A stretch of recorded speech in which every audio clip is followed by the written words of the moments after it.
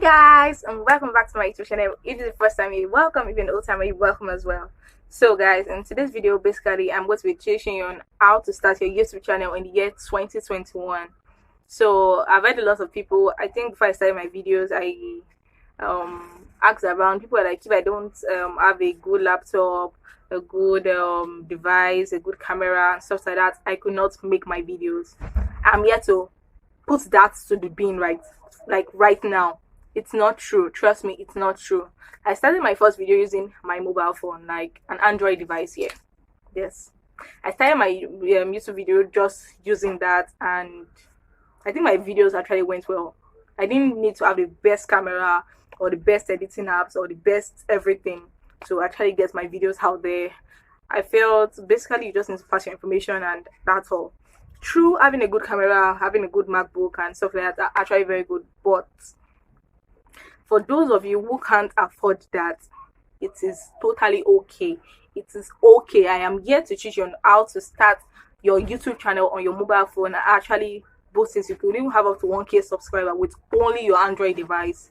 So for those who are here for basically let's say I'll start your YouTube channel on maybe your iPhone or stuff like that, I'm sorry, this video is not for you. These are for only Android phone users, because I want to encourage you guys out there. It doesn't matter what device you're using, as long as it's a smart device, I'm sure you can actually make your first video and it can actually blow. Not even first, you can make more than first videos. So don't take of your time. Let me teach you the mistakes and the amendments that you can do before starting your YouTube channel.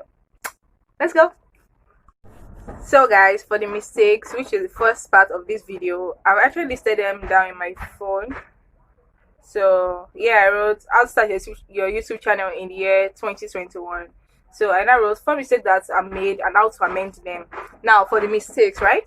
Now the mistake is, firstly, I did not take any lesson, which I think I also mentioned in my last video. I said I didn't take any lesson on how to become a YouTuber. Like literally, after watching a lot of videos, I was like on YouTube, like just random videos. I was like, oh, I think I want to become a YouTuber. I just made my first video, and yeah, I joined, and that didn't really turn out well, at least for me.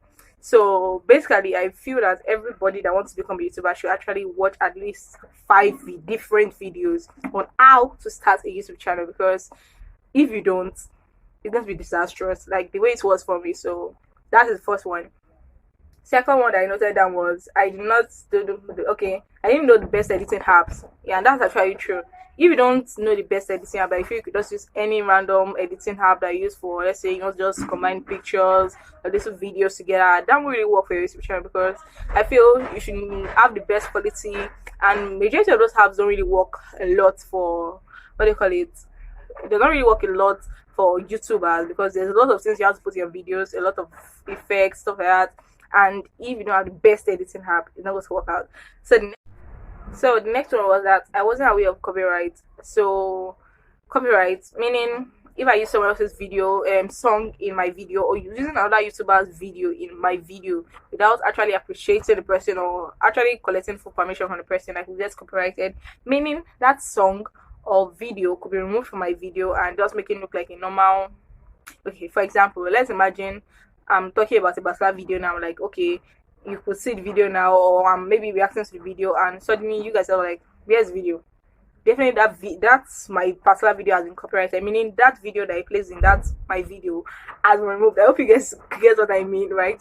That video that you guys are meant to see, maybe me reacting to or song, has been removed from my video. So it's just like a normal regular video, because I did not take the right procedures to get that video in my video. I hope that makes sense. Now, next one is bad setting. Bad setting basically for my background. When I was starting my YouTube channel, I didn't really care about background. So that was a bit challenging, because I think after watching a little bit of videos, when I started educating myself, I realized that I had to have a normal background. Even if I don't have the best setting, if I just use a normal plain wall, a white wall, different kind of wall can actually work for my video, instead of me just standing in a random room and just living everywhere messy and stuff like that. So those are the 4 basic mistakes that I think I made and I wanted to share with you guys. So let's move to the amendments now. So now, for the amendment. So the first amendment is I took lessons. So I think after about my 7th or 6th video, I started watching videos on how to start a YouTube channel. I think by this time I was getting more motivated, so I wanted to learn more. So that's when I actually went and search it on how to start a YouTube channel, and that's when I started getting lessons basically. So the next one was experimenting. Why can't I talk? Experimenting different apps. So example of apps I actually listed here. Some of the apps that I experimented and are actually working that I'm actually going to release for you guys are Volgstar, Video Maker, and Kinemaster. Kinemaster is the one I'm using presently, and I think I love Kinemaster, and I highly recommend Kinemaster amongst all these 3 that I actually listed, because Kinemaster has a lot of features that helps young YouTubers for their videos, and I feel you guys should also try it out. So I had to experiment. I literally used more than 20 different editing apps, like honestly. So I experimented with different apps, found the one that was more suitable for me, and I think I'm enjoying kinemaster basically right now. Next one is thumbnail. Yes, a lot of you are asking me what this means. Actually, I was also asking myself what it actually meant. I think for the first 2 or 3 videos I made, was I didn't actually know the meaning. But when I started watching videos, I started what thumbnail meant and the use and stuff like that. Another thing about thumbnail is this: if you don't have a verified account on YouTube, like YouTube hasn't generally verified your account, you'll be able to use a custom thumbnail. Okay, I'm still going to talk about this later so that you guys will understand basically, but your account has to be verified on YouTube for you to have a custom, for you to be able to use your own thumbnail, because normally when you make a video, YouTube originally just gives your video a normal thumbnail. You can just take maybe 3 or 4 clips from your video and use it as your thumbnail. So you have to have a good editing app for thumbnail, and the editing app I feel you guys should use, and it actually works perfectly for me, is Canvas. So Canvas is still the best editing app for me. Now the 4th one is I adjusted my setting. So as you can see, basically I'm using, what's the color of this, the wine wall. Basically I'm using a wine wall, so I feel this is going to be my setting for the meantime until probably when I think of something else. So instead of me having this clutter behind me and stuff like that, so I said to use a wine wall. I hope that actually works. So yeah, to my last tip, I tried to put this. It's not part of this video, but I just tried to add it because I don't know when I'm going to be having time to talk about this again.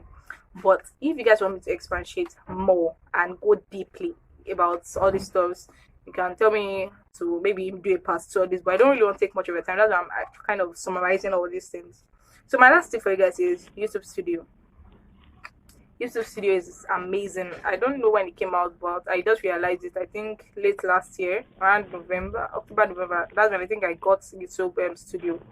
So basically what YouTube Studio does is it stores information about your videos. It tells you the rate at which your video is being watched, how much subscribers, how much traffic you are gaining, sources of your sources of where your viewers are coming from, their nationalities, stuff like that. What else does it do? It basically gives you information about everything you need to know about your channel. So this video is actually very good. And if you have to edit, okay, you can actually do this on YouTube also, but if you have to add a custom thumbnail, you have to be on YouTube Studio, because that's on that platform, on that editing platform. That's where you find the places, you find the 3 different options that YouTube algorithm has given you to use as your thumbnail. But if your account is verified, you can now decide to use a custom thumbnail, meaning after you have made your own thumbnail on Canvas, you can decide to input it into your video and stuff like that. So I think this is where my video is going to end for today, because I have to rush this up. I don't want to take much of your time. A lot of people have been complaining that my videos have been too long, and I think I want to stop that. So if you want a part 2 of this, me expatiating and talking more about the apps and stuff like that, I feel you should ask me for a part 2 of this. So without taking much of your time, bye guys.